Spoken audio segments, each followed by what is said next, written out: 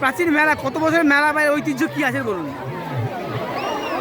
আমাদের এই মেলা 500 বছরের বেশি, কারণ আমাদের এই মন্দিরটা 600 বছরের ঊর্ধ্বে।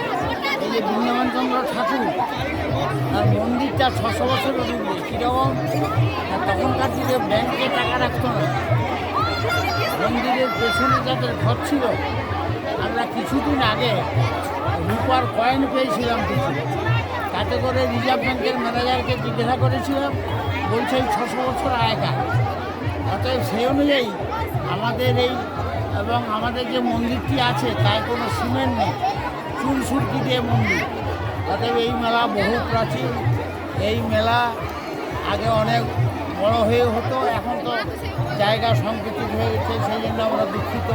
আগে গোটা মাঠটাই মেলা হতো। কদিন ধরে এই রথের কবে টানা হয়? হ্যাঁ? রথের কবে টানা হয় রথটা? মাঘী পূর্ণিমার মেলা প্রতিপদে চলে রথটা, প্রতিপদে আর কদিন ধরে চলবে অনুষ্ঠান? 10 দিন 10 দিন 11 দিন। সব মিলিয়ে কেমন জমজমাট, মানুষের মধ্যে কেমন কৌতূহল দেখতে পাচ্ছেন? মানুষের মধ্যে আনন্দ বা কৌতূহল কেমন দেখতে পাচ্ছেন? বছরের তুলনায় এবছর আরো ভালো। এবছর বেশি, এবছর অন্যান্য বছরের তুলনায় এবছর জমাটি বেশি বেশি। আগে যে সেই সিনেমা হতো, যাত্রা হতো, সেগুলোকে কি ফিরিয়ে আনার চেষ্টা করবেন আবার?